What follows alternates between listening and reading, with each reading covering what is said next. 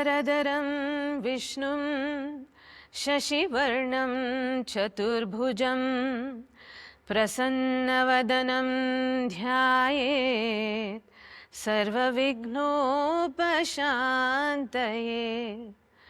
अगजाननपद्मार्कं गजाननमहर्निशम् अनेकदन्तं भक्तानां एकदन्तमुपास्महे ॐ शान्ति शान्ति शान्तिः. Welcome to the Luminary Lounge. Today we're going to delve into the fascinating world of Kathak with this magnificent duo, Mrs. Nirupama ji and Mr. Rajendra ji, who have interweaved tradition and modernity with their beautiful innovations in the world of Kathak and reached globally, locally, nationally with their passion, with their vision, and with their creativity. Welcome, Madam and Sir, to our Luminary Lounge podcast and giving us the time to spend, with on a Sunday morning with you. It's a great pleasure because this is something where we can share our joy, our passion, our art. This is wonderful for us. Thank you. Thank you so much for inviting us. Yeah. We're really honored to have you here because through your Abhinava Dance Academy, dance company, for the last 3 decades, you have captivated audiences worldwide with your innovation and unique storytelling style of Kathak. Their artistic brilliance has earned them honors such as Natya Mayuri and Natya Mayura, and recently the Sangeet Natak Academy Award as well. Today we'll explore their remarkable journey from, as students of legendary Guru Maya Rao to becoming pioneering for choreographers who blend classical Kathak with contemporary elements and bring it to the worldwide global audience and sort of upholding our tradition all through. So sit back and prepare yourself to uncover the passion, the creativity and the vision of this marvelous couple who are luminaries in the world of classical dance. So Nirupama ji, let's start with you. I understand that as a 5-year-old, you were gracefully dancing to music, and I'm sure your parents sort of picked that up and must have infused you with more sort of, let's say, inspiration to take this very unconventional way of career. So what were the elements in your, let's say the parenting style, your family, that made you take on this unconventional career path, unlike many others who would have been doing engineering or medicine or law, etc.? Well, I think I'm one of the most fortunate people, I can say. I mean, as a child, my parents were so generous, they loved the way I was responding to celebrating music. It was like everything was a celebration for me, right from my childhood. And also I loved storytelling. I loved, dancing to music. Anytime our relatives we used to have and at home, I would just put on the music and just dance and entertain. Any of kids of my age, I used to engage them by storytelling, telling stories, whether it is from Amar Chitra Katha or from, we used to have these books called Balamitra, Chandamama, to watching films, and I was a great communicator that way. And I loved sharing. And so that's how it began. And like any other child in Indian, family, South Indian especially, they put me on to classical dance to learn Bharatanatyam. So incidentally, our institution, Abhinava, is the only institution that does 2 styles, Bharatanatyam and Kathak. The only institution in India? Oh, yes. Amazing. And also incorporation of the Natya Shastra. So in our journey of these 35 years, all these elements have come into our, art. And it would not have been possible but for the encouragement of family. And my father being an educationist and my mother being a homemaker, but a beautiful singer. They used to always play, MS Subbalakshmi's music, the Bombay Sisters music. And so there was always classical music being played and my mom used to sing. And we used to have a lot of get-togethers of, family members. So that's when everybody would be singing. All my aunts, my mom's sisters, and their aunts, and all used to be. So art, culture, sharing, celebration was always there as a natural thing that, I grew up with. Oh, that's so beautiful. I think it's very important to intersperse it with so many different elements Yeah. which shape your childhood in those early formative years, right? His childhood was very interesting. You should Yeah, share. exactly. I would love to hear that from you, Mr. Rajendra ji. I'm fortunate to be born in the very renowned family, Prabhat family, where we were in a joint family, 70 of us under one roof. Yeah. Most of them are artists, musicians, dancers, writers, theater. So everyone was involved in arts in some or other way. And even more fortunate that stalwarts like Bala Murali Krishna, Pandit Ravi Shankar, M.S. Subbalakshmi, Dr. Padma Subramaniam, Birji Maharaj, Yes, Balachandar. yes, Balachandar, all those people used to visit our, Oh my God. and I grew up in that environment, listening to music and dance. Harikatha. And Harikatha. Our family is well known for Harikatha. My uncles used to do traditional storytelling. I see. From the Dasa Harikatha. Parampara. From the Dasa Parampara. So the stories of Ramayana, Mahabharata, all these things got deeply embedded from childhood, for him. Yeah. Yeah. And our family has got their own dance drama troupe where traditional dance dramas used to be presented. So I used to watch, I used to work backstage, and later as a child, I used to take part in the dance dramas. So that's how I grew up. I have to share something very sweet. He used to love jamuns. So as a child, he used to say, "You give me a jamun and I'll go on stage." Now we don't have to say that. Oh. Now you don't need any incentive because it's just, very spontaneous for you. Yeah. Lovely. So, in terms of the parenting style, of course, it was part of your family culture, and Yes. that's what was a part which was laid out for you, right? Yes. But along the way, I know that you were both students of Guru Maya Rao. Yes. And could you tell us a little bit about how you met? And what exactly led on to both of you, working together and living together, living a beautiful life together. It'd be really nice for us to know those. Meeting, Yes. two of us meeting. Yeah. Okay. I met him when I was 16-year-old. Okay? Their parent company, Prabhat Dance Dramas, were these magical, spectacular, shows with lights and costume and all that. So my mother, always wanted me to be associated with a professional company like that. And I was also wanting, because I was already performing as a soloist, because I started when I was 5. And by the time I was 16, I was already doing Bharatanatyam solos and here and there. So, but I wanted this, big time entertainment kind of a feeling and to be on stage professionally. And Prabhat was doing Cinderella and, Krishna Vaijayanti and Rama Pratiksha, amazing productions.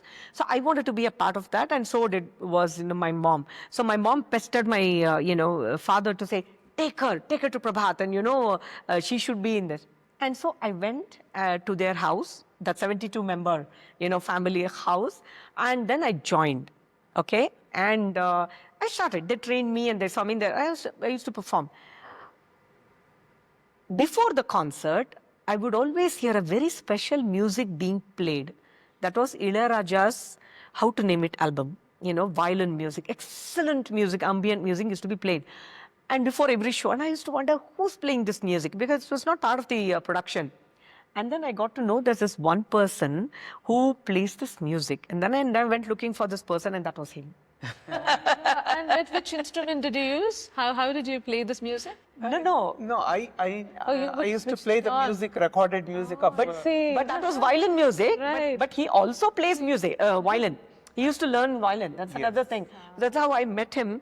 And then, very sweetly, he gifted me How to Name It cassette. And then we got introduced, and we were talking more about the music, enjoying music. He has great taste for music, and I got, very attracted to that because even I love music. But he came with some very unique, albums that he was listening to and he was sharing. So that was very beautiful, and he is very nature. Was so what do you say? I used to feel very calm and peaceful and nice being with him, talking about art. And then our guru, Dr. Maya Rao, choreographed a production for Prabhat in Kathak. So that's when, by then he was already learning Kathak. I wasn't. I was still doing my Bharatanatyam. Kathak. Natya Institute of Kathak and Choreography was established by Dr. Maya Rao in 87. Right? Bangalore. In Bangalore. So yeah, 1987. And so he was already learning, and then I joined this production, and Maya Didi, our guru, saw how passionate I was, and I would just grasp anything like that, any new technique, any new thing. So she said, in Kannada, Kathak kalitiya, I said, of course, and then we started practicing together, attending classes together, and that's how our common interest was dance, brought us together. And seeing that, she made us do duet first time in 1989. This is amazing. What did you play during the duet dance drama? No, What were your roles? It was just duet, Kathak duet. Okay. Nothing, any particular character. It's a classical dance duet. form. We used to practice together and perform. I think the world saw that being together like this, two of us like this together, they loved it. And so more and more inquiries came for Kathak duets. And all thanks to our guru, Dr. Maya Rao, for bringing us together. Oh, that's wonderful. I mean, it just, gives me the goosebumps to just imagine how art brought you together and has kept you together all through. Yeah. What was her style like? I know she's been a very important mentor in your lives. What was her style of mentoring? Is there anything that really was, so emphatic that it made you pursue Kathak? Because you are from a family of theatre artists. So Kathak was part of your family style, or were you the first Kathak Actually, I was the first to learn. Actually, my third uncle, Jaisimhadas, I believe he used to learn Kathak. Is it? Yes. Oh, I didn't know this. For a short while. Oh. He used to do Harikatha, but he used to play Mridangam as well as he learned Kathak. That's what I heard, but I had not seen him perform. His father used to play tabla, though. My father so used the to play Hindustani connection was there, already. Yeah. And Maya Rao, Dr. Maya Rao saw us doing, so that's how we got together and... See, I'll tell you this. When we are passionate about something and then you have a team, a partner, coming together with the same passion, then that field, that whatever medium becomes even more precious. So for us, it was together practicing the art, and classical art especially, it takes years of practice. And Dr. Maya Rao's style, coming to your question, her discipline is something that truly, was so important to us, youngsters at that time, because she believed, giving full in every class, giving full in every rehearsal and in every performance. Normally people think a performance is where the, main thing happens, but the process, she showed us how a process becomes very important, our involvement and our, 100% in every class, 100% to give, and no missing rehearsals, no missing a class. So the discipline that she inculcated in us is something that is unforgettable, and it helped us so much in our life because, like they say, if you are deeply dedicated, no other thing becomes important. No socializing, no weddings, no, festivals, no nothing. Everything is art. So even on our birthdays, we were not let go and celebrate. They said dance. That is everything. If there is a Durga Puja, dance is the Durga Puja. Do it. So everything was about art, and she dedicated her life like that.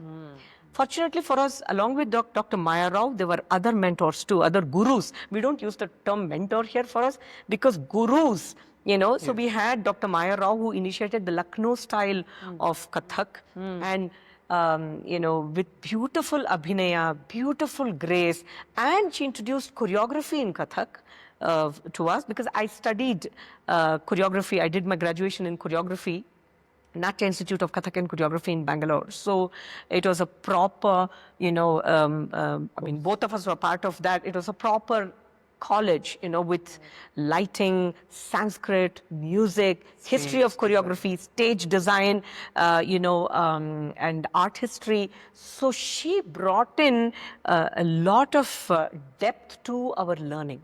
So it was much more than just Kathak. It was about productions, about stage production. So alongside a classical art like Kathak, we also got, you know, knowledge on stage production. What he had a practical experience through Prabhat, both of us, it became more solid with the actual theoretical learning, because we had maestros coming for all these subjects and teaching us. So it was amazing learning. A shift in the whole connection to dance as pursued as just passion, dance as pursued as just a hobby. This became a profession, you know, a career, you know, to where we could focus upon. So I think a big credit goes to Dr. Maya Rao, Maya And Didi, one for more us. contribution of Maya Didi was usually, especially in Kathak, mostly it is done pure dance. Kathak means pure dance, footwork or chakas. But what she did was incorporating all those techniques, pure dance, into Abhinaya. So Into it was storytelling, not yeah. separate. Yeah, If yeah. it is required, then she used to incorporate the technique in that. So that's how she made, and that's what even we follow. You know, the thing is, we have two things in our classical dance. One is the beauty of the form from its physical structure, the movements, the grace, the footwork, what as he explained. The other is the mudras and expressions and all that. So what she did was those abstract elements also she converted into storytelling. So it was a very intelligent way of conserving, preserving those techniques which otherwise would have, you know, been forgotten. And also, as age catches up, a body cannot do the same thing again and again. Whereas if we put it in a composition, then it remains as you know, permanently. So that was a very pioneering thing that she did, and we follow that tradition as well. That's great. I think the initial fundamentals of, you know, interweaving all these elements, like you said, there was stage production, there was even things like you talked about a few other subjects. Harikatha, art history, history of Art choreography, history as stage well, design. right? Yes, So I absolutely. mean, those laid a very strong foundation Yes. for you, which is, you know, taking you this far, you know, together. Looking back, were there any pivotal moments in your sort of, let's say, training history that have shaped your philosophy or artistic sort of, let's say, creativity along the way? What made you sort of catch a few elements which brought you to this stage where you do such elaborate, beautiful dance dramas? Were there any pivotal moments which guided you through? In 92, we were invited to UK to work in a dance company, Chitralekha Dance Company, for 6 months in 92 and in 6 months in 93. So we literally worked with 40, 45 schools there. And the dance company there, how they brought a professional status to, you know, dance with an art manager, you know, a lighting designer, a stage manager, and, you know, rehearsal conductors, and all these, you know, dance as a proper profession, as a job, we got exposed to that, and also dance in education. But here in our exposure was that people who are interested will come to your dance class and then they learn.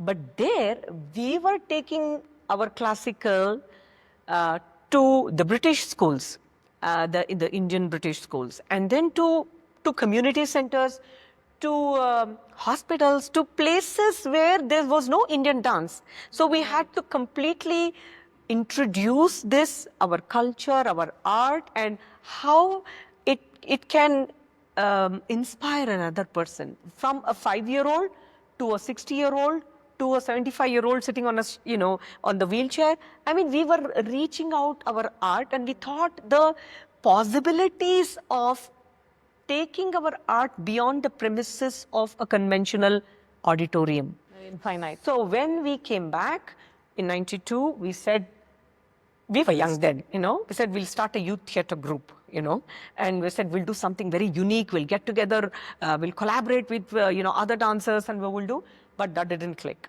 Okay, then we again went back to UK in 93 and worked with more dance companies. And then we started traveling everywhere. Of course, we were with our gurus, but parallelly, we were also thinking of how to reach this, this rich culture and something that has given us so much, is giving us so much of joy, how to reach it, how to expand it, take it to people and let them know. So then in 94, even before we got married, we started Abhinava Arts Center. I see. Yeah. And we had international performers and we had musicians. And then we said we will have a forum where we will bring various innovative ways of, expanding the possibilities of our classical dance, yet keeping it to the roots. So that's what, rooted in tradition, but very creative in our vision, in our methodology. So that's one thing that changed us, coming back from thing. And another, when we started dancing together, we have a philosophy. In India, what happens is, when a performance happens, or when a youngster is dancing, then people go, because it's kind of a social thing, like my family person is dancing, my brother's, son is dancing, my sister's daughter is dancing, or, whoever. But we did not want that. We said, we will practice, we will create art, we will work, we'll present a performance in such a way that the world will say, here are two artists who bring, a high quality art. And so we'll go and watch them.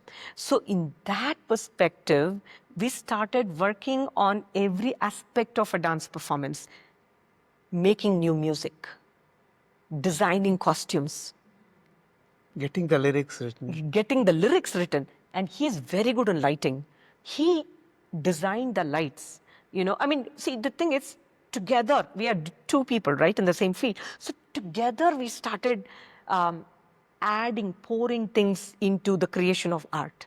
We said, because in dance, our body, our mind, this is the instrument.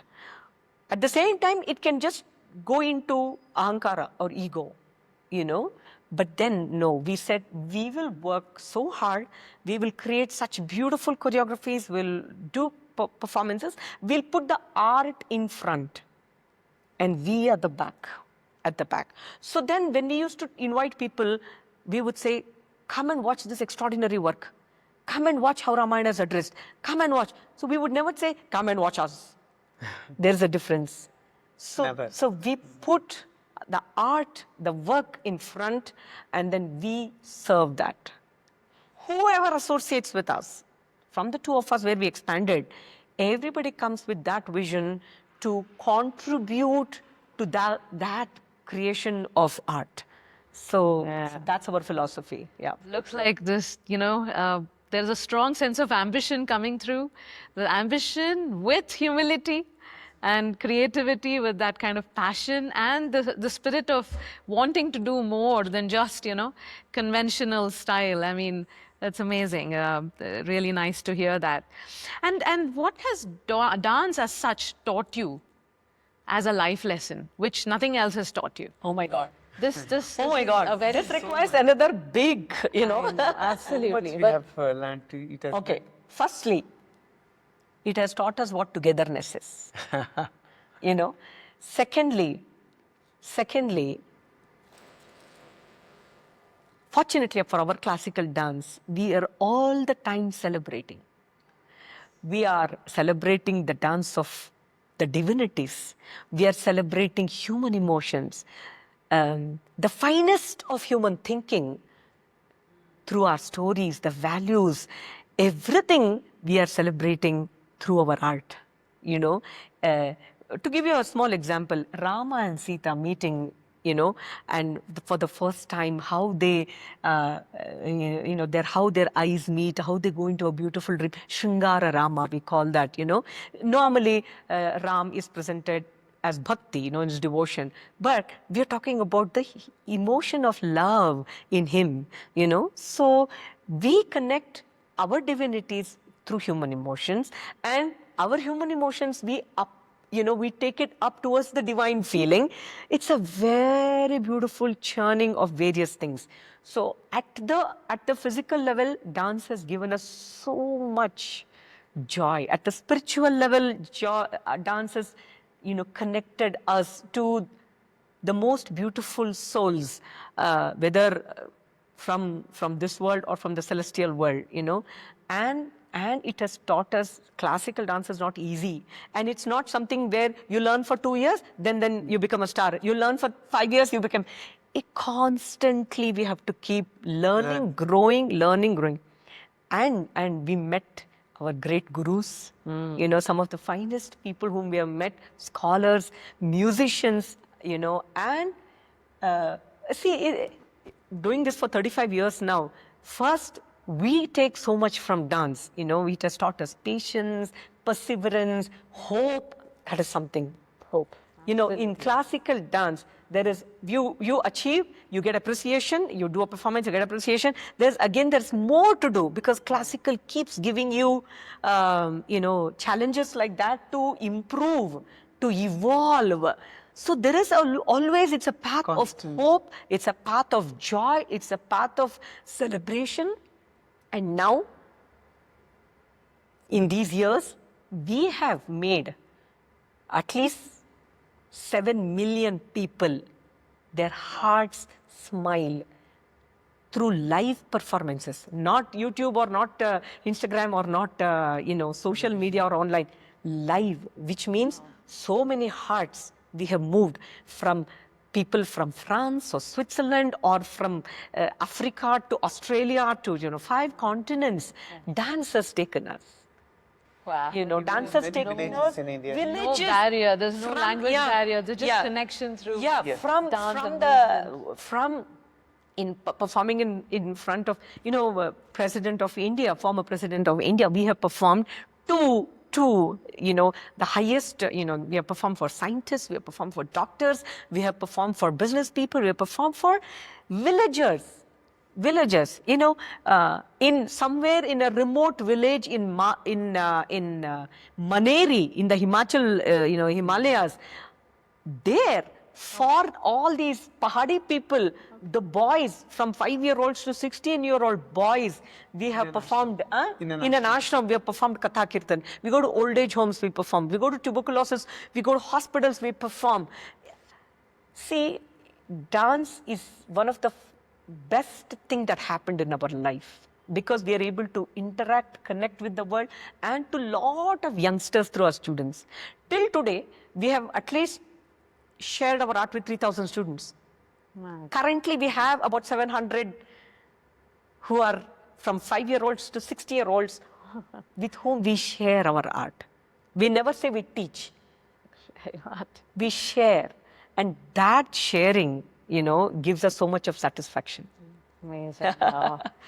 This is total respects to both of you for having reached globally such a wide audience and taking the elements of Sanatana Dharma, the values, the tradition, the stories, and all the values inculcated in it, plus having 3,000 plus students. And I'm sure many of them are watching us and, understanding your story and getting inspired by it even more. To the viewers, this is an amazing story, and you must make the most of it and share it as widely as you can, because ultimately dance is a universal language which connects people irrespective of their language, creed, caste, culture. That's amazing. I mean, moving on, I know that you have connected with audiences from Japan, Australia, Canada, US, and they have their own culture, their own sort of tradition. What kind of innovations did you put through in order to connect with them? I'm talking about elements in your storytelling, in your dance style. What kind of fusion or, let's say, collabs or even elements that you've put through, which could make them easily relate to the stories and the dance style? See, basically, it's not just for people outside India. Even here in India, when the world is expanding so much, people are exposed to world culture. I think, bringing in different elements into our own classical style makes it exciting even for our own viewers. Like for example, we do compositions like a composition called Nigah. A Nigah means a vision. So there, pure dance, but then we said, let's talk about how dance, is a very healing thing. Brings so much of peace, and this element of peace is universal. So world peace. Okay, we said, okay, let's do something. So we took Spanish, music, not Spanish music. We created the, We got the created a music, created. but bringing in the Spanish elements, with the Spanish, the guitar, Yes. and because flamenco Yes. is very similar to Kathak. In fact, it is said that the gypsies traveled from India and then went to these, places, and they took Kathak there. So you see all these hand movements that are there in flamenco, even the footwork, the foot tappings. So we created a piece called Niga with the vision of how love from a twosome expands into a wholesome, emotion of world peace. And so we brought world music and world percussion and the Spanish elements, and it was Kathak, because we don't know any other Western, dancing. But Kathak, how we gave it a very contemporary approach, And it is presented. the way it is presented, there's like for example, we open with a nice, beautiful veil, and so that veil we then open and we remove. So it's the veil of rigidity, veil of whatever that identity we put. Yeah. Then you remove, then the world is yours. You go to the Conflicts, world. all the conflicts Yeah, are all exactly. gone. So you Yeah. go to the world and the world comes to you. So we presented this, we dedicated this piece to when we were touring in the United States at the time, in 2001. So when we were there, this 9/11 thing happened. So there was so much of turmoil was going on. So we dedicated this composition to the lost lives, in the terrorist attack. And then because it was about peace, and they really appreciated that. They really appreciated. In fact, when the ambassador, the American ambassador, came here to our space here, and we presented this piece, and they were so appreciative, because this is what art should do. It should unite hearts. It should, touch the people. So it's not just, this is one of the examples, but Indian music and Indian stories, the Indian dance, with the emotions, we kind of make it accessible to people by, in some compositions, we just do only music. If you're performing in, say, Belgium, in Poland, and in these places, we do not use heavy lyrics, Whereas here, if you're performing in Ramaseva Mandali, or we are doing in Delhi, or we are in Chennai, then we'll use Tyagaraja Kritis, we'll use Surdas Bhajans, we'll use, Kalidasa's literature. But, so, as you mentioned, dance is a beautiful language, It is the language of human emotions, and the music, the classical ragas, we create, we sit with composers and we say, we want the last person in the auditorium to be able to relish this, and take home. If they close their eyes, they must enjoy the music. If they open their eyes, they must relish the emotions. So we create like that. And so we have had people, you remember in Belgium, those two, there were two, they don't speak English. They don't know Indian language. After the performance. After the performance, they came, held our hand, kissed, Started and crying. they cried. And we have had technicians, lighting people. There was this lady in Germany. When she saw our concert, she was doing the lighting. And after the concert, she said, hey, I had actually fever and headache, before the show. But after watching your performance, it's all gone. I'm rejuvenated. I can work more. You see, So touching indeed. so our art forms have the power to transform, I can say, not even translate or, Transcends yeah, and transcend. beyond, you know? They say, The healing touch. Exactly. We call it exalted imitation of the world. If we're showing monsoon, the rain, the feel, the dance of the peacocks, this anybody, a Chinese or Japanese or person from Africa will enjoy, because we are talking about nature, we are talking about love, we are talking about celebration. That's what we need now. The world needs to celebrate. And I would really suggest everybody, connect with art. Not as a performer, but at least to, listen to good music, watch good dancing, it makes a difference. There are some very important elements of life, of living a good life. And you brought in all those elements through art, dance, passion, love, hope, and connections, human connections. Exactly. And positivity and hope. I mean, that Exactly. is something that we are losing now. I mean, considering that everything is becoming so technologically based, AI, and conversations are happening on a sort of a, let's say, a very artificial sort of platform. There's no human connection. And I think through your dance and through your, let's say, all the connections that you make through dance, you are being true human beings who've really lived a very, very meaningful life. Actually, I would So- like to say we are fortunate to have the guidance of Dr. Ganesh, Yeah. who has written lyrics for most of our productions. Shatavdani And Dr. guided R. us. Ganesh has been a And like Praveen Rao, who is the music composer Yeah. for most of our productions. They've all Contributed so they've much. all contributed. So important to choose the right team to work with, and to make the right choices. It's a ever evolving process. Yeah. True, true.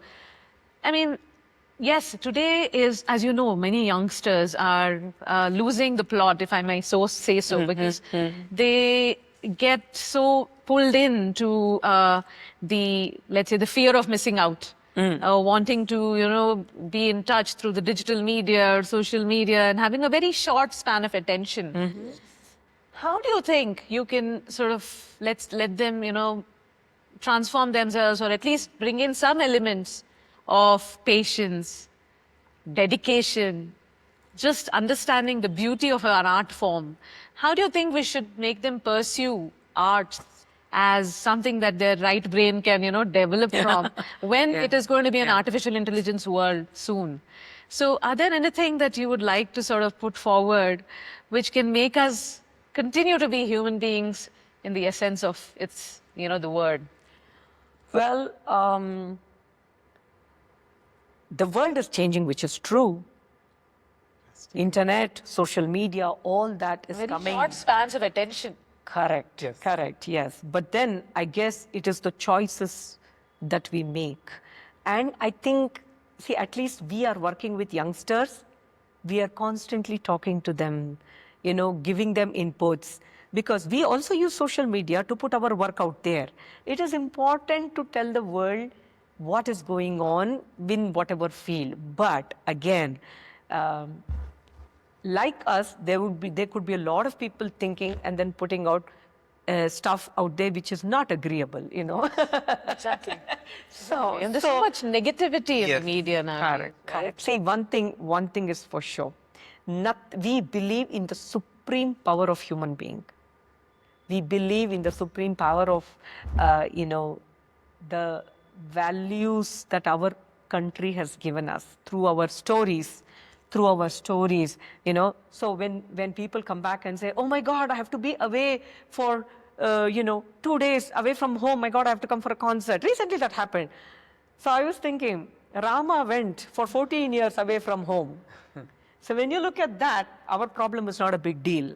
You're talking about, depression, Krishna, got educated when he was 14. He sat with children who were all much younger than his age, and he in Guru Sandipani's, ashram, he learned. His parents were put in the prison. He was a foster child, but not even once he showed his bitterness. He was constantly smiling.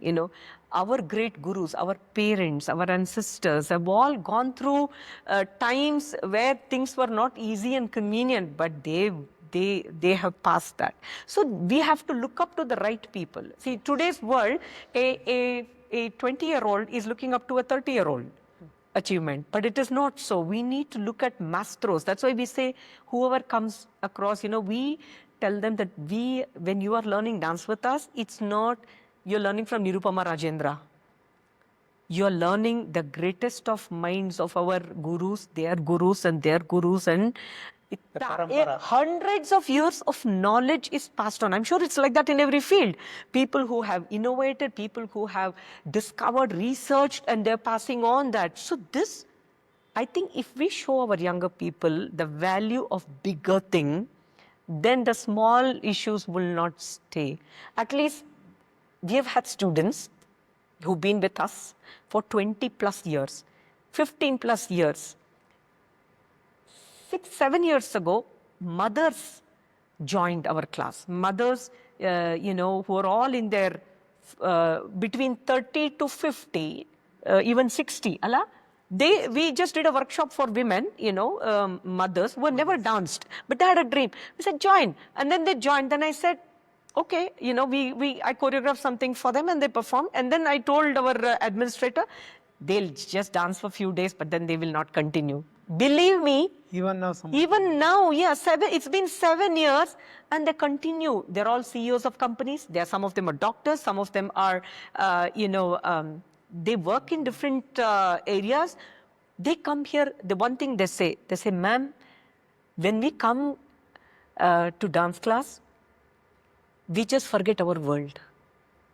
And so what our arts, our stories, our music, our culture does is, it gives us those elements where you connect with a higher, perspective to life, celebrating, sharing. There is so much that we can do than to celebrate our whatever minds that are not really seeing the bigger picture. Sure. If you see the bigger picture, then, so classical gives you that. Our gurus were excited till they were in their 90s. Yeah. And we would wonder, till they were 90s, late 80s. Excitement. I know excitement about it. So I always think, what makes these great mastros great? It is their passion and holding on to one thing.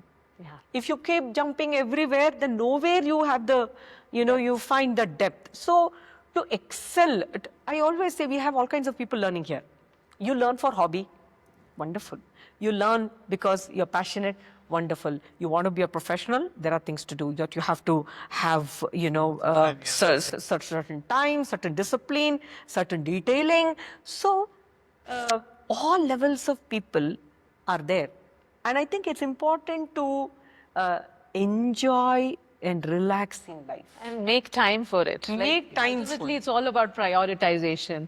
If you think this is something that gives you joy, any busy professional should be able to make time for it and get committed to it. Right? One thing I have realized, having seen these 3,000 plus and then this 700 students, it's not just in dance. We don't need to worry about perfection.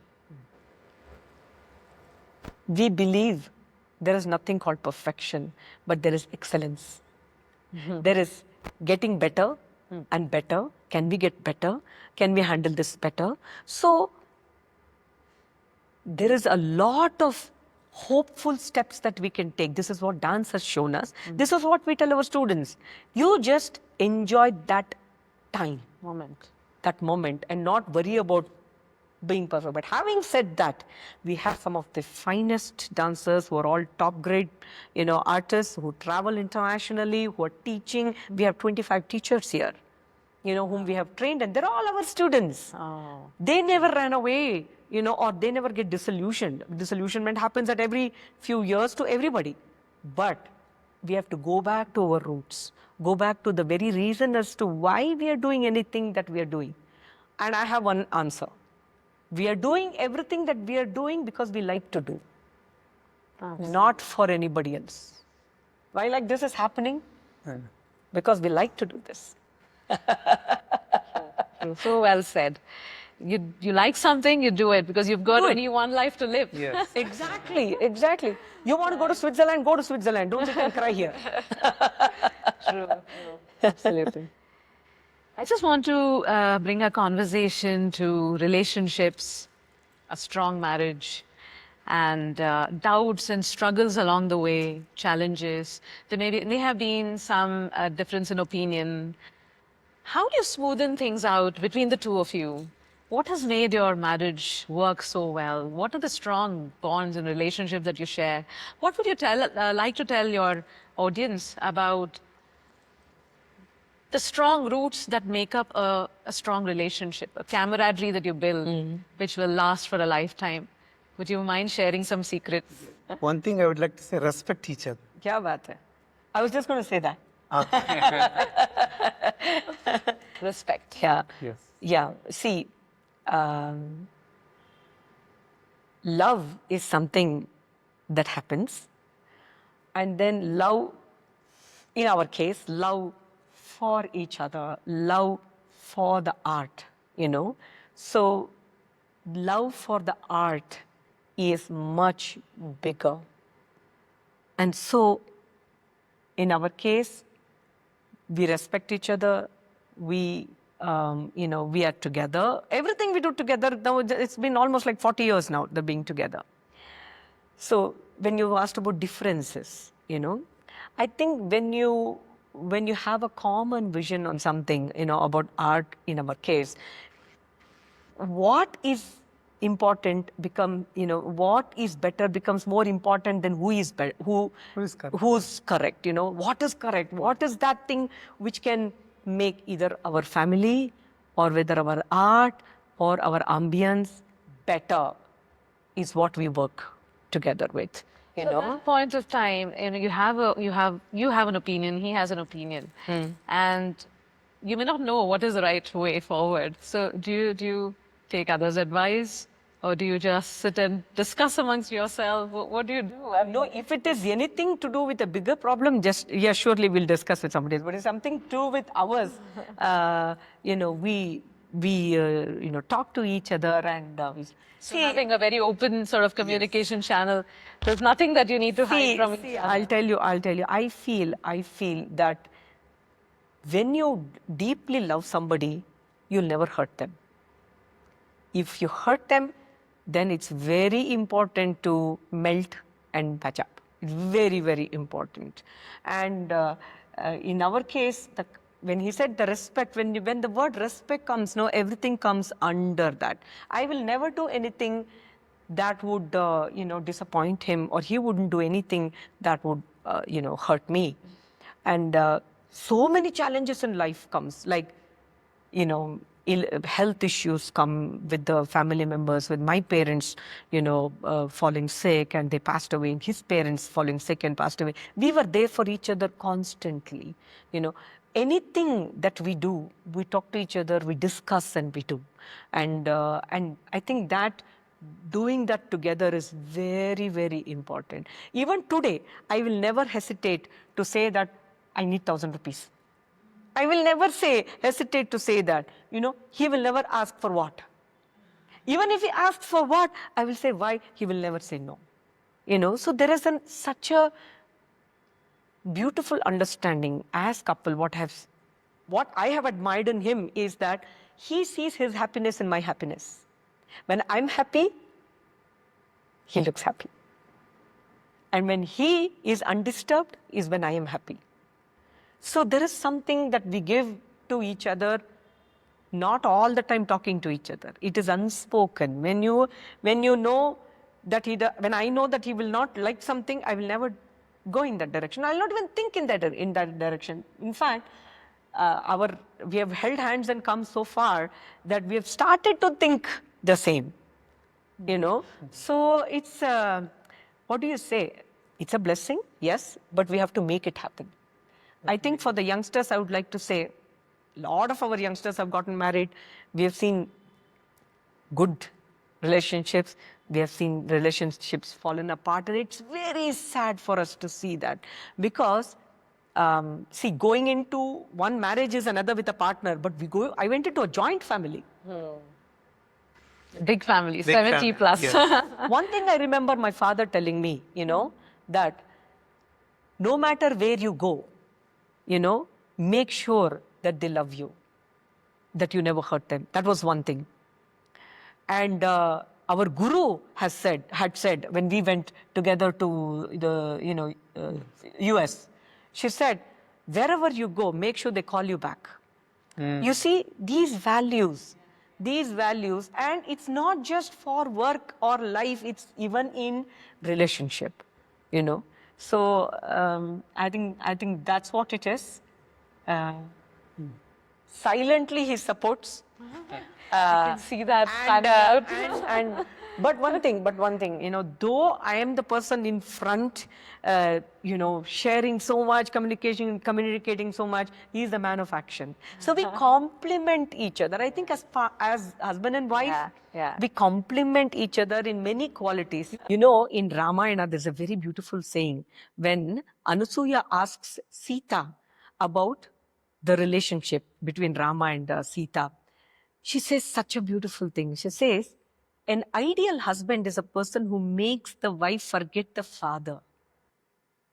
And an ideal wife is a person who makes the husband forget the mother. So what it means is the kind of care, the kind of love, the kind of being there for each other. Both Rama and Sita, they lived that and showed. And that was very inspiring for us. And for us, not because we idealize Rama and Sita that we are so, but even in our nature, that he has been there at every step of joy, of difficulties, especially because being together means not just all the time life is, bed of, roses. So we have had so many health issues, financial issues, in the sense like, you have a dream, you want a dance class and you don't have enough money.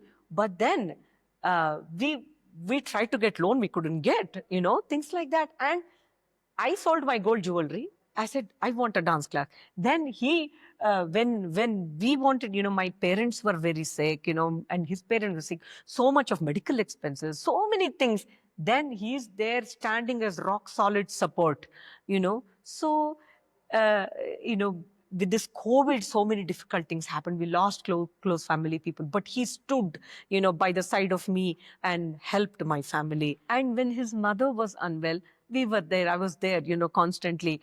ಏನಂತಂದ್ರೆ, it's about being there for the other. It requires a lot of adjustments, lot of adaptability, which we don't see that happening now. When we were very young, we came together and we said, okay, we'll stay together, we'll get married. But it's just not that. How we grow together, how we travel together in that journey. And in joys, yes, we are celebrating. In difficulties, yes, we still stay strong. It's like not that you have a problem, okay, that's your problem. It's never like that. We give to each other so many things that we lack in each other as well. Where any strong communication has to happen, I'm in the forefront. When there is a lot of action that needs to happen, he is there in the forefront. Like, I don't drive, he drives. I'm talking about literally car driving. But I drive the life, the journey, and he's there supporting me. In our relationship as well, there are no complications, and we do not like conflicts, so mindfully also we maintain that, and so life is very beautiful. Absolutely. That's so well said. Simple life, high thinking, and just work towards your passion, right? That makes all, and working as a unit towards that higher goal. So well said. Thank you so much indeed, Nirupama ji and Rajendra ji. I think seeing your passion and seeing your drive and seeing your commitment to it, the question comes to how does one maintain that consistency and work commitment? What is it that an individual must gain or achieve or try to achieve as soft skills, which can help them maintain that commitment and dharana, as you rightly said, that dharana. How do you practice dharana? What makes you, as a couple, as an individual, gain dharana in your life, in the daily sort of life, those little uh, investments that you make into your life, which help you maintain the commitment. The commitment, by looking at our gurus, one of our gurus is 95. Still, she she talks about dance, art, nothing other than art. She doesn't talk. So, and our guru, Dr. Maya Rao, when she had a hip replacement surgery, when she got the conscious, we went and saw her. The first thing she was talking about was about the rehearsals. Amazing. That was her commitment. See, I have to tell you this. When you intensely love something, you will not forget it. So we remember all our choreographies. All our choreographies. I can get up now and dance and show. That means you will never forget what you have learned, what you have created, because you really love it so much. So, by choice, if we take a field, I think it's very important to hold to the core of it and not dilute it, for any reason, It's not transactional. It's not exactly very well said. It's not a transactional thing. It is something that, you pour back the love that you receive. And so for that, it is difficult, because in today's life, at a small instant, people can just drop off and say, oh, I can't do it. Like, for example, I'll tell you, when we were in our 20s, okay, and we had this Doordarshan, recording, and we were doing solos and all that. And then they said, can you create a production on Yugadi? And we didn't have dancers because we were very young, and we didn't have a whole lot of company dancers and all. They said, we'll give you dancers from different dance classes, so will you choreograph? We didn't even know how to go about it. They said, we'll do it. Courage, we'll do it. So we consulted a scholar and said, sir, we want to do this. So can you write something? Okay, how do you want it? He said, we want it very vibrant. So we were young. I said, we want it vibrant, and it's for the television, so it should capture everybody's attention and all that. So he wrote and gave. And we approached the music composer, our dear friend. Even he was young at that time. So, are you willing to experiment and explore? Yes. So he created something, Praveen Dino. And we taught these dancers. We were ourselves young. We said, let's do this. So we kind of infused this enthusiasm in people and said, let's do something amazing. So first thing that for us is we visualize the end product, and we'll say, we're going to do something spectacular, and then everybody comes together and we do. So that aspect of having a vision to entertain, and that we'll keep on. It's not easy, okay, but we'll keep it going and keep it happening. So this is in the initial stages. But then, as you grow, you get opportunities, which may not fetch money, but then it takes you to a very good exposure. We take it on. We never looked at a result-oriented thing.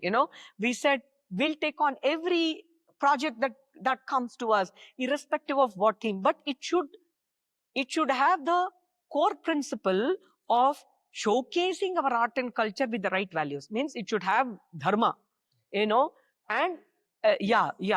So people say that when Goddess Saraswati is there with all his knowledge, the Goddess Lakshmi is not there, you don't get enough money. I don't agree to that, because we never worked because Goddess Lakshmi has to be, showing us, her blessing. Money, fame, all awards, all these things come as a byproduct. For us, the process of creativity, the process of work. And so we say, when we take up a job, when we take up a project, we give our life to it, and to such an extent that even when there is a life issue, we give our life to it. When Rajendra's mother had passed away, and in just 2 days, we had this huge student showcase, Dance Karma, and he and his brother, they had to go to the function, the ceremonies and all these things they had to take care of. It came as such a painful time. But then we never canceled the program, and we went on. And because we had trained so many people who were all wanting to showcase their art, and you don't say because for your own personal loss that you deprive all the others of that, sharing things. So we did the concert. Then every time my mother would be hospitalized, we would have a huge program, and the turmoil that we go through, what is it? Is it the dharma of the work, vritti dharma we call it, or it is the kula dharma, but I would make sure that we make proper arrangement, that we would be there at the hospital and then go. And this used to go on for several years. And then one morning, the morning that my mother passed away, that evening we had a concert for a chartered accountants meet, and 1,500 people, had registered. And I told my father, I said, Appa, this evening, either you sit at home and cry, or you come, I'm going to perform. We'll celebrate life. You choose. He came. Then I told the organizers, I said, hey, I lost my mother and he's lost his wife. Take care of him, So they put him in the front row and then we danced. After the program, we went back to our moods. Then the day my father passed away, my father, one of the greatest educationists, that evening, actually, we had a concert where Nobel laureates were present in an educational conference in Mysuru. Okay? And in my family, we had nobody. My brother had passed away. My mother had passed away. And my sister-in-law with 2 children were there. So she couldn't do much. And so we were the only ones. So we went to the crematorium. I recited the Vishnu Sahasranama Stotra, which was his favorite. Okay? And then I was there in those, in the crematorium. Then we went to Mysuru, and that evening we performed. So, who gives the strength? Commitment. Commitment beyond our own pain. So there I was smiling. And I have to tell you this. I would have never mentioned it.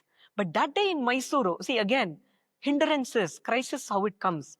It was 5,000 people, and it was an open air thing. We are performing Sambrama, and we had rockets. Some hooligans, some students, they were throwing rockets. And then there we go, sacrificing so much, and then we go there in this. And also these Nobel laureates are there.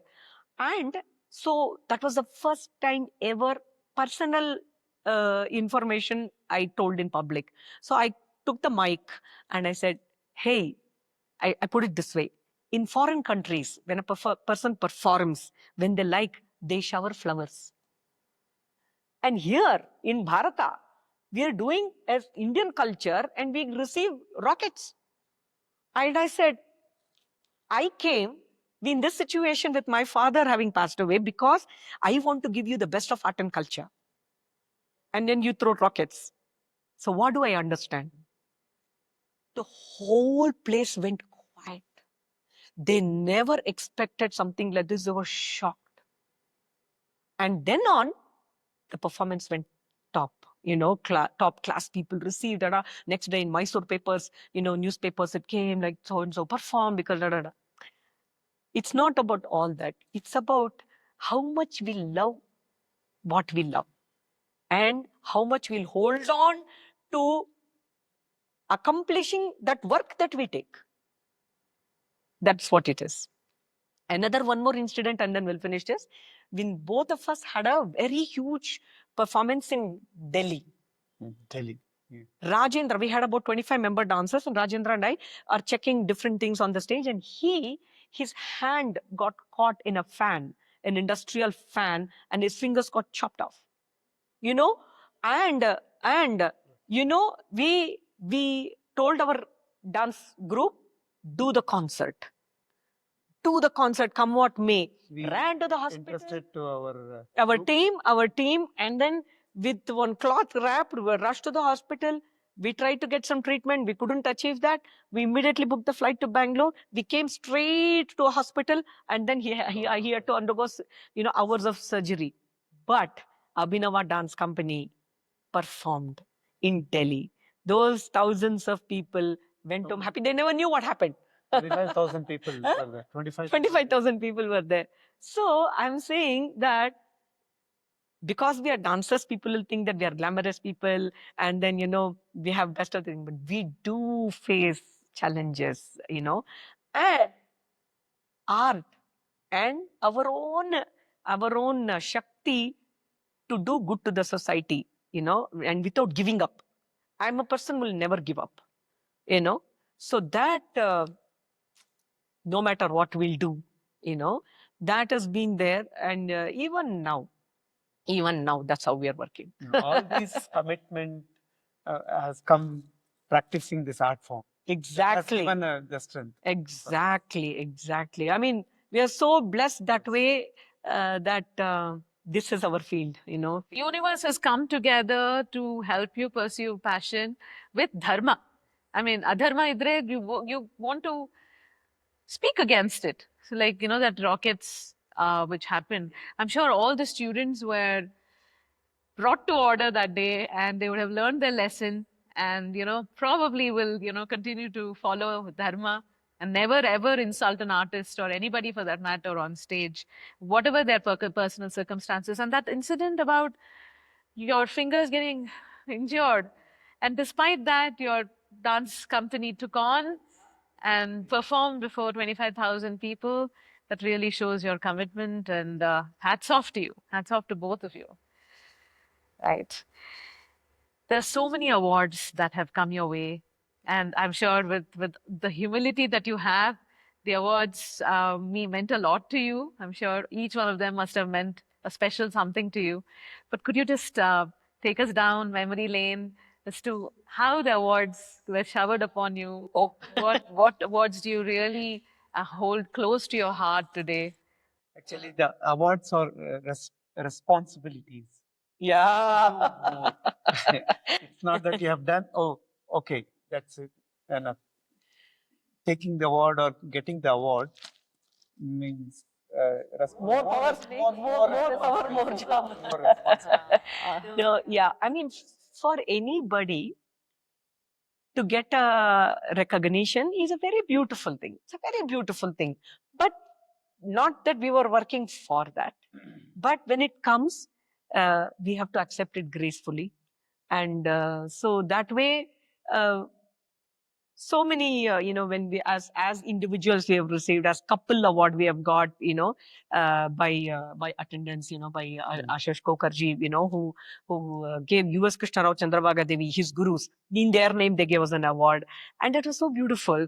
And then Karnataka Kalashri from the Karnataka state government, that we have received the Karnataka Kalashri, and then the Sangeet Natak Academy Award, which is the highest performing, arts award, and by the Sangeet Natak Academy in Delhi.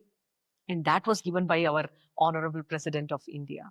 So for us, that was the, what do you say, a pinnacle of what it is to be with great, stalwarts with us.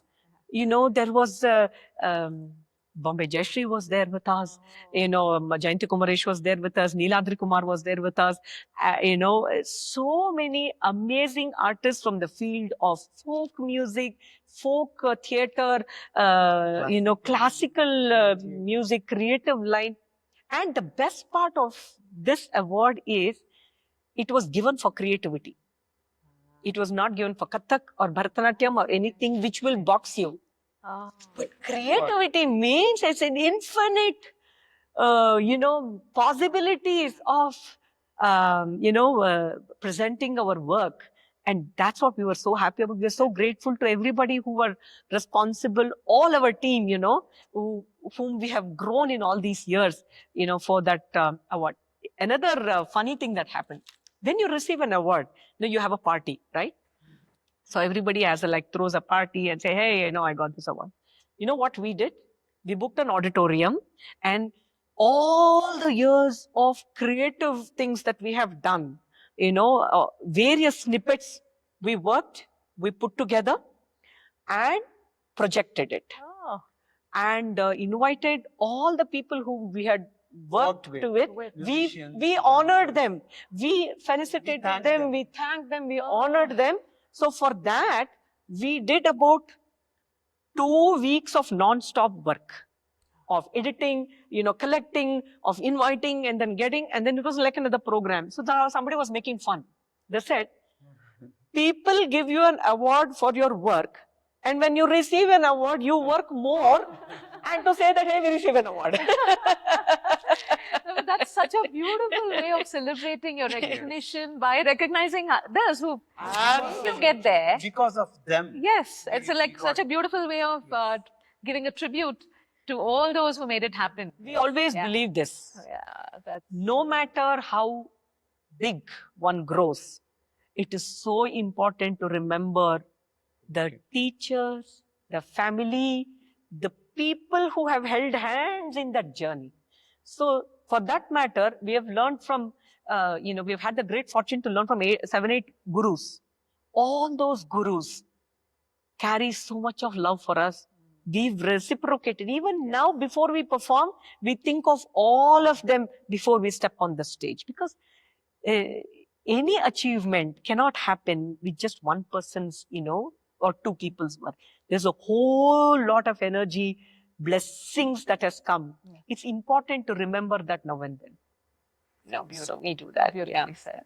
So coming to gratitude and the practice of gratitude, can you just take us through a typical day of your, life? What are the simple techniques that help you unwind, that help you improve your relationship with one another? What are the techniques that help you, feel more grateful to things in your daily life? What are your physical, let's say, fitness regimes, mental fitness regimes? Yeah. How do you keep yourself physically, emotionally, mentally fit through the day and through the stress of so many performances, programs, training, teaching, collaborations? I'm sure your life is full of constant reminders, constant, booking your diaries for various programs, events, and choreographing, and making sure your students do the best. Yes. There's so much coordination, and it's not a stress-free life at all. So what are your tips through your life that help you unwind, help you maintain the balance, and such a beautiful work-life balance? We open our day with our Karagre Vasate Lakshmi, looking at Mahalakshmi, looking at Saraswati, looking at our, Govinda or Durga, seeking. I mean, I don't step on the floor without taking the blessings. Samudravasane Devi Parvatastana Mandale. Vishnu Patni Namastubhyam Padasparsham Shamasvame. When we touch the floor, we are taught how we have to pay respect to nature. So our gratitude starts with that. It's a life practice. It's not a fancy thing. We believe that, Many a times I see Rajendra open his hands and he's smiling. That's the best smile I've ever seen, I've admired that quietly, watching him. And because I'll be seeing all the gods. We don't talk about it, huh? Here is when we are talking about this now. This is the first time we are expressing this thanks to you. And we have a habit of going for walks. We love the early morning,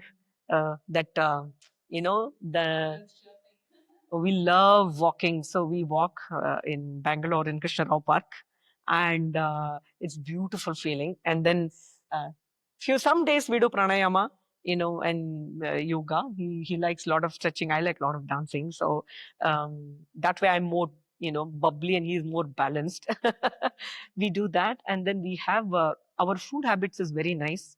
Every day we have a nice big bowl of fruit in the morning as part of our breakfast.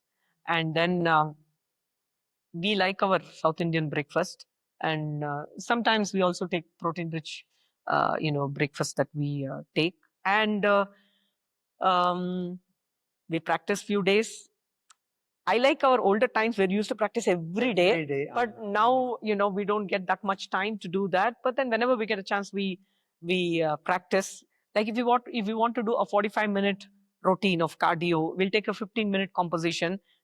3 times we repeat that, and then we do. So we feel good. We feel very good dancing. We do that. Not often we get to do these days, but then we do. And then we have a nice, very good lunch, pattern that we do with a lot of vegetables and salad. And he's a brown rice eater, And for me, my lunch intake is a little less because, because of my, I think, activity. My mind and body is like fully active. And we have good eating, in the evening we go light with our, food. And basically, I think our mantra is not just about physical fitness or dance. As human beings, we don't get into situations where we are, have to lose our temper.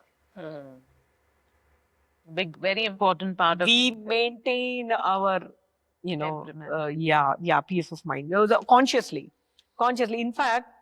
In fact, this is something really sweet. If I tell Rajendra, I have so many thoughts and I'm thinking like this. If there are situations like stressful thoughts, if I have like that, you know what he'll say? Don't think like that. That's all. And that immediately comes. As simple as that, I'm thinking like this, and he'll say, don't think like that, And there is so much of calmness that is within him. I feel so fortunate that he's there as a greatest balance factor in my life, and I'm very, very grateful to that. And we listen to music, we watch films in the night. We watch our, we like Netflix, we watch. So we do we go to concerts. Yeah, when we don't have our own, concerts, we go. But we enjoy our whole process of rehearsals, conducting rehearsals, taking classes. So when you say exhaustion, this morning you were saying, no, exhaustion is for the body. Yeah. You see, when you love what you do, there is a strain, but it's not a burden. It's not. When we like something, it's never a burden. The mind is refreshed. Mind is always fresh like that. Body gets tired, but mind is fresh, Okay. Just liking what you do is happiness, isn't it? I think it's very It's a passion. important even while cooking. We have to cook and serve with love. If you're cooking with that, I have to do so many, then don't cook. But if you call somebody you want to cook, give them with love. We believe in generosity, we believe in sharing and caring in the true sense. Never as a ritual, never as a, something that we have to do. Obligation. You love something, you just do that. Even with the performance, it's not just the performance we enjoy. The process, the rehearsals, the arrangements, all those things. It's so nice, Hey, let's have tea together, and then we all have tea together. Hey, what juice do you want? What sandwich do you want? We're all our youngsters. So the work is so beautiful. You make people who work with you happy, and then of course the medium itself is joyful, dancing, and this thing, it's lovely. It's lovely, I think people who come here go back with a big smile on their faces, just forgetting all their worries and, tension, get rid of all the tension they have. You talked about Krishna Rao Park and the walks in Krishna Rao Park. And we are, as Bangaloreans, we are blessed with some beautiful botanical garden, the Lal Bagh, Kaban Park, and so many parks, especially in South Bangalore. As true Bangaloreans, with the current cultural hub that Bangalore has become, and with you being a part of it through so many generations, as you know, Prabhat Studios, how do you see Bangalore becoming a the center, or the cynosure for all, cultural enthusiasts, art enthusiasts. What do you think Bangalore holds, in its future to give the platform to so many budding artists in dance, music, other forms of, art? What do you think, Mr. Rajendra? There were few auditoriums, Ravindra Kalakshetra Town or Chaudhary Amyumara. There, the performance used to happen. Now it has grown so much. Even the small organizations, they have their own performance place where they have concerts.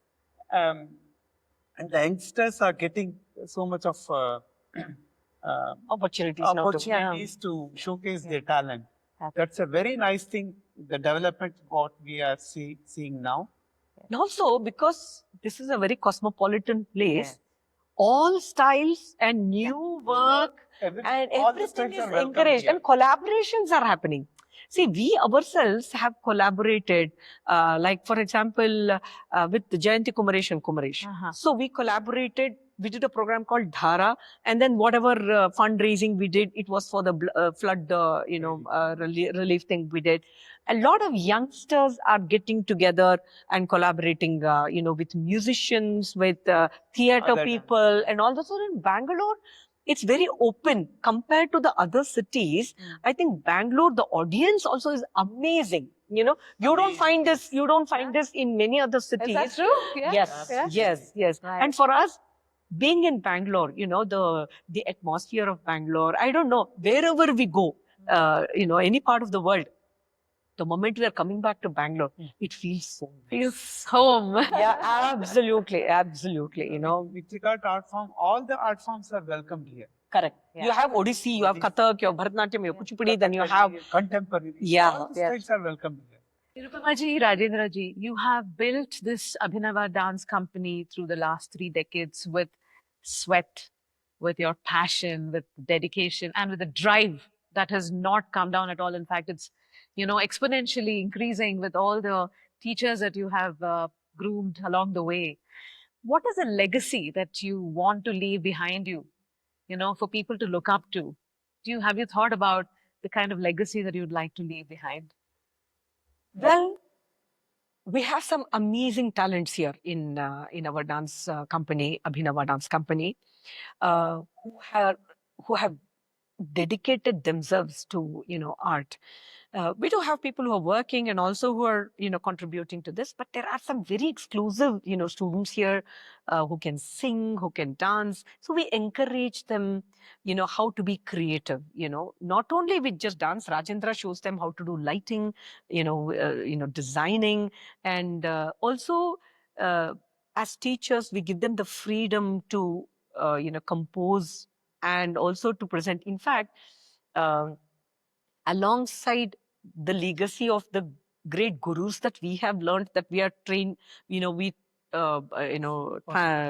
pass it on to them and they present through classical concerts. Creatively, we involve them in the very process. So we take them through recordings, in the scripting. So we talk about the vision of what has to come, and then they're all part of this whole creation. So their whole imaginative thing, opens up more. And this is what we like with our dancers to do. We give them the freedom. We teach them classical, which has a structure, but we give them the freedom to be themselves.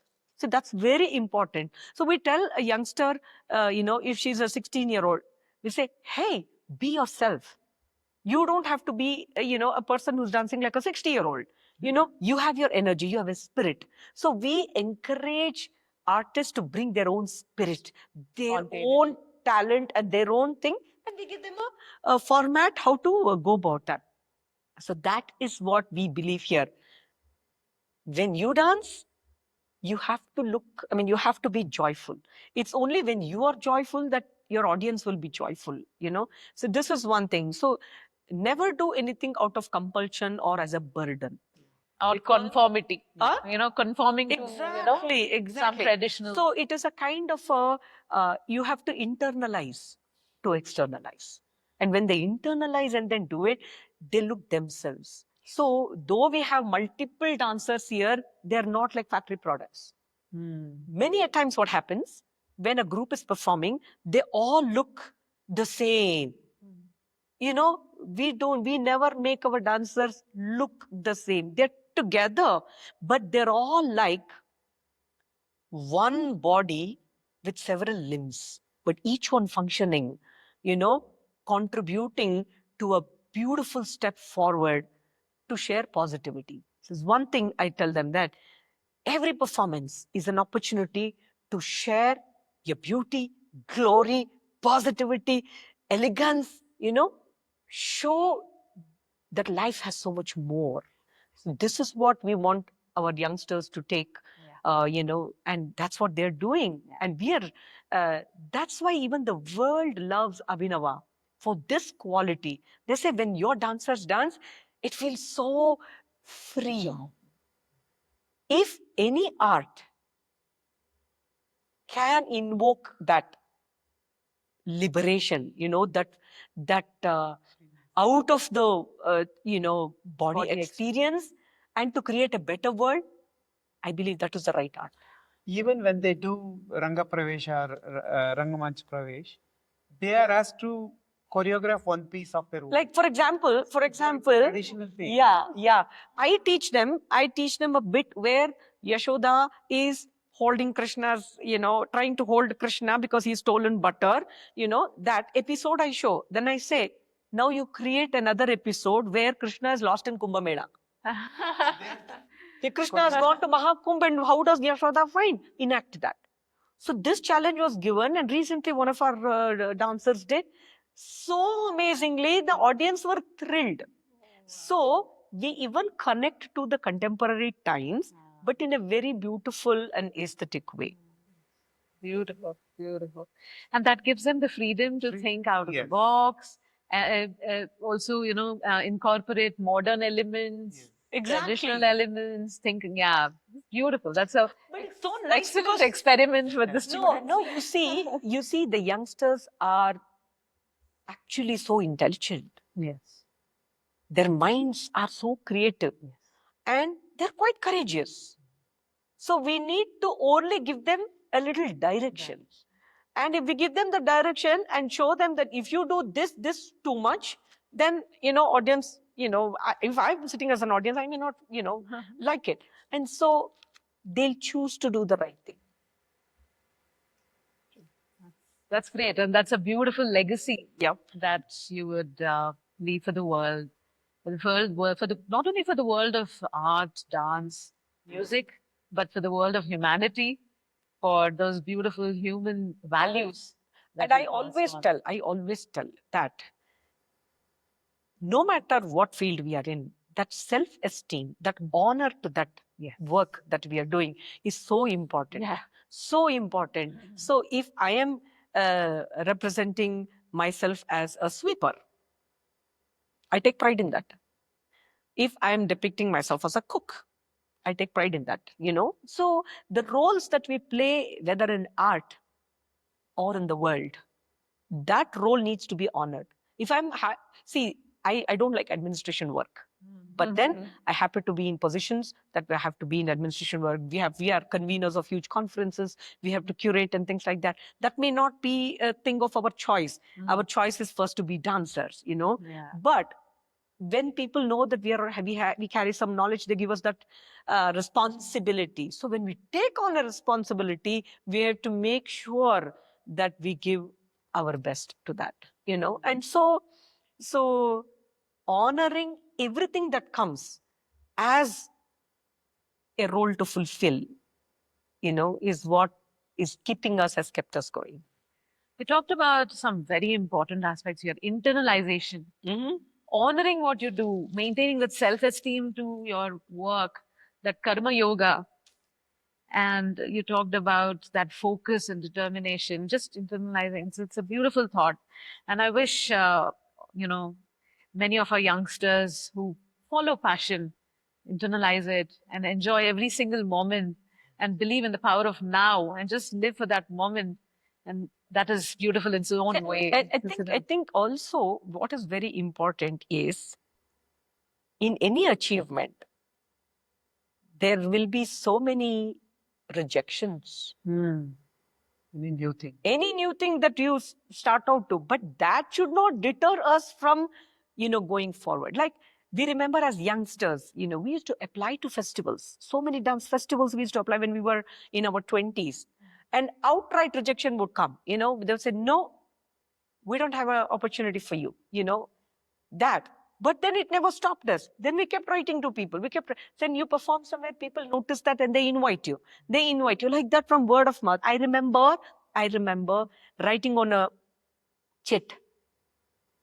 We received 750 rupees for our concert. And then after a few years, I've written, we have grown. We got 1,500 rupees. And then we've written 3,000 rupees. I've maintained, said, wow, we got 7,500 rupees for a program. My God, we have grown, And then after some time, you get 15,000, 25,000. But we never said that, oh, we are not getting money there, so we are not going there. Oh, we are not getting any. It was never about what we get. It was about where can we give? Where can we give? So if we give more, we've realized in this entire journey that the more we give, the universe brings back. It's just that we have to have patience. Even in a simple thing like we love traveling, okay? So it's so important to dream. So there was a time in 2000, I think 1 or 2, I said, we have to see Kailash, Manasarovar. We heard so much. But it took us 10 years to go, but we never stopped trying. We said, oh, we'll go this year. No, okay, few years. Then we'll go this year. So, but then we went. So what I'm trying to say to youngsters is, no matter what, go ahead, move on with what you want to do. Whether it is your travel, whether it is your work, whether it is a family that you want to keep together, bring together, where you're no family, because not everybody is with you all the time. Yeah. We have lost loved ones, but that doesn't make us bitter in life. It is very easy to become bitter in life. Very easy.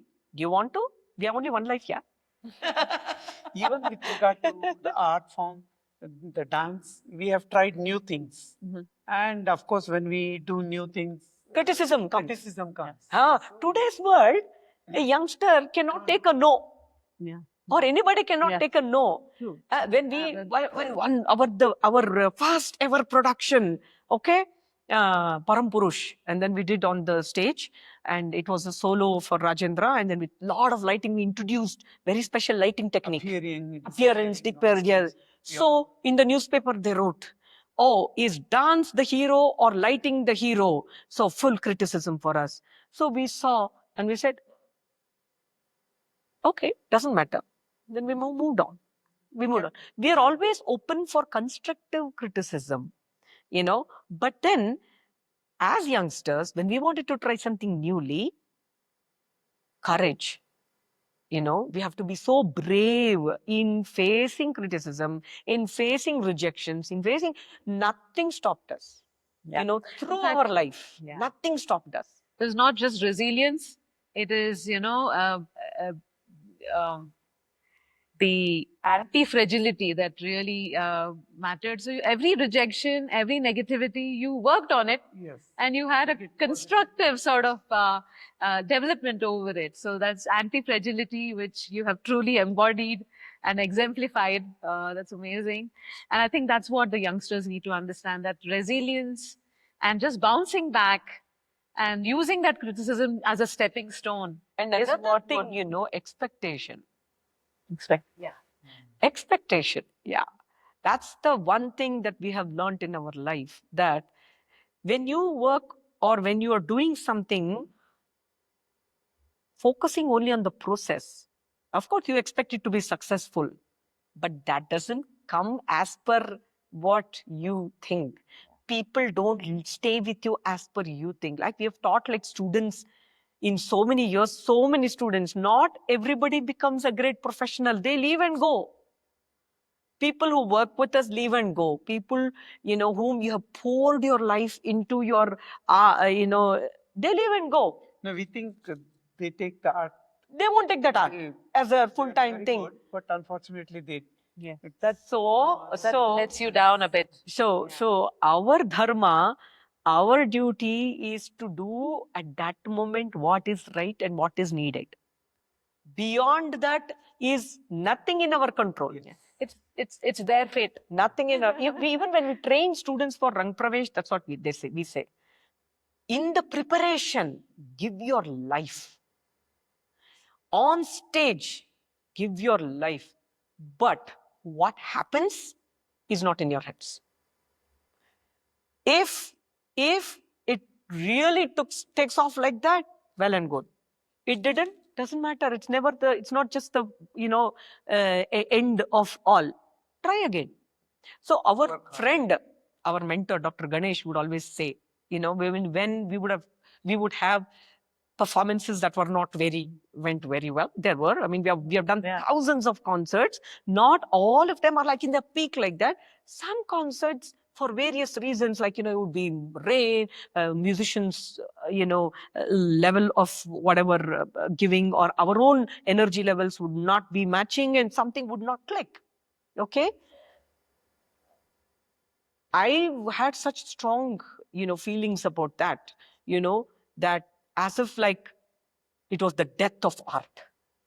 That would be my strong feeling, But then our dear friends, like people like Dr. Ganesh and all, or, they would say that for any failure, there is an opportunity. The paschatapa for any failure is to do it again properly. The only way. So if something wrong has happened, the only way is to do something right. There's no other way out. There's no other way out. So life is a beautiful journey of these highs and lows. But then what do we want to remember? We want to remember the highs. You want to remember the highest. Absolutely. I think we should just remember the highs. What's your favorite performance? The energy, the audience interaction. Again, it's like asking who is your favorite child, to parents. But what's your favorite performance where everything came together so beautifully well? And if you were asked this question, what would you say? I mean, it's a difficult question, but I'd love to hear from both of you. So it's very difficult. But creating a big production like Ramakatha Vismaya has given us so much joy. Because so much joy. So many artists are involved, and we spread that happiness to so many people. People have cried in our concerts, and that, there is something called Daivi Siddhi and Manushi Siddhi. Manushi Siddhi is where in the Manusha Loka, the human, where people clap, they give you standing ovation, they cry, all that. Daivi Siddhi is that horripilation, crying, that bliss, Daivi Siddhi. So many concerts. See, I'll give you an example. When that 9/11 thing happened in the US, so many concerts got cancelled. And we both have gone there on a tour. We had 16 concerts. No, 8 concerts. Sorry, we had 8 concerts. But none of the program got cancelled. Everybody said, something tells us we want to see you dance, And they said, yes. Because you go there on purpose, to do a concert, and then the tour happens. Even last year, we had a big US tour with 21 dancers. For the first time in our life, we were taking 21 dancers, and then our visas our work permits were rejected. Our paperwork was rejected. At every hanta, everything we had obstacles, And then organizers would call us and say, hey, are you coming? And we would say, yes, we are coming. But then we had all paperwork had stopped. But our very, that drive, like, we are going, we'll do it. We'll do the show. Not that we've gone to US like 15 times. Not that we wanted to go to the US. But the word given to an organizer, and those people who wanted to see our Draupadi concert, and we wanted to do. So that drive, and there you go and perform, and people are crying. So when you see that, we know what all we went through with the paperwork, with applying. 6 months I've not slept for 6 months that I was working. We were, working on that. And so, it becomes very, valuable. Every performance becomes so valuable. every audience who's sitting there, or even every student who's in front of us, I'll say, this is the most precious thing of transferring the energy, So let's do this together. Success is not one person's thing, the audience. Yeah, we have had like in Edinburgh, Glasgow and Edinburgh. When we performed in Glasgow, we had very stiff audience. Yes. And they'll say, like that. Typical And then we'll say, Britishers. what's wrong, But it's like that. So then they'll say, okay, we dance for ourselves, So we do our experience like that. But most of the times, God has been very kind. That I'll tell you one very special example.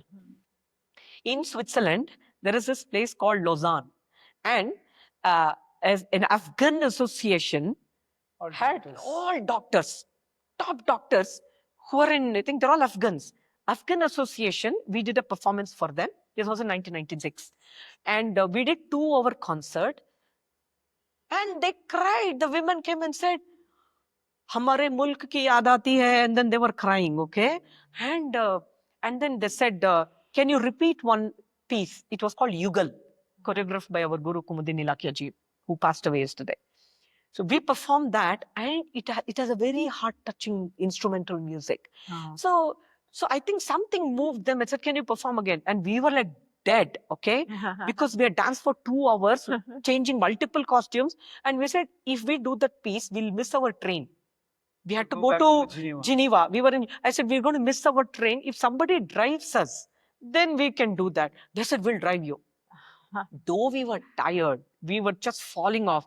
We both changed our costume, turned on the music, performed for them. And they took us in the train. Oh. So we come across such situations where you go, out of your comfort zone and bring joy to another. That means a lot. Yeah, it means a lot. Goosebumps. Right. If your life was a raga, together, Beautiful. which raga would it be? You're a musician, so. Basant Bahar, no? Basant Bahar. Yeah, because Basant is forever new. Abhinava and Nava, new. And also it has that dard, it has that little dard. It has that little, that wanting, yearning. Yeah. Because in art, you just yearn to be closer to God. You just yearn to pass on the beauty of God, beauty, the divinity that is there in this world. That yearning is there. That is Basant. Bahar is the joy of celebration. That's what Basant Bahar is our togetherness. That's amazing. Basant Bahar. Personally, for me, Beam Palace. Beam Palace. तू मिले दिल खिले और जीने को क्या चाहिए तू मिले him and तू मिले art. Beam Palace, the rag. Basant Also Bahar. because Beam I Palace. believe Lord Abheri. Krishna used to play that Beam Palace. raga. Raga, Abheri, Abheri. it's called Abhiri, played by Krishna. Ah, So it touches the heart. Lovely, yeah. Very that's nice. beautiful. That's so beautiful. Very nice, yeah. As we wind up, and I don't feel like winding up, but I'm afraid you have a busy schedule ahead of you. But as we wind up, do you have one strong message for our listeners, for our audience, as to what is it to live a life well lived, to make it meaningful? Be loving. Be loving everything. Your parents, your partners, your children, your students, your friends. Nothing like loving, being affectionate, being sharing, being caring, being healthy. If you love your body, you love yourself, you take care of yourself, and enjoy what you do. That's all. Yes. Enjoy this life. That's all I can say. Beautiful. So, Absolutely, I reflect the same thing. I remember these words said by Pandit Birju Maharaj, loving oneself. He took his foot and kissed. क्या बात है? Yeah, That's how I love my foot, the body. body. Because the body is through which my art I'm doing, my foot. So he would say, when you dance, you look at yourself, look pyar se dekho, So it's so important if we love ourselves, be kind to ourselves, we are kind and good and compassionate to the others. So, we only have one body to live in. yeah. Look after it with respect. That's beautifully said. Thank you so much indeed, Nirupama ji and Rajendra ji, for that insightful, beautiful, soulful conversation that I have thoroughly enjoyed, and I'm sure our listeners will enjoy too. And through this Abhinava Dance Academy, they've shown how tradition can evolve while preserving the soul of art, while preserving the soul of humanity. How, powerful storytelling can reach wide audiences across the world without any barriers of language. How following dharma and internalizing and getting committed to things, living with passion, living in the power of now can make a beautiful life. With those beautiful words and the conversation, this is Aruna signing off. Luminary Lounge is available to watch all its beautiful episodes, including today on YouTube and Spotify. And may we all find our own rhythm, our own passion, expression, and story as we move on. Thank you so much indeed. Thank you for, spending your time with us. And thank you so much for spending your valuable time with us. Thank you. Pleasure is ours. Thank you so much. Thank you.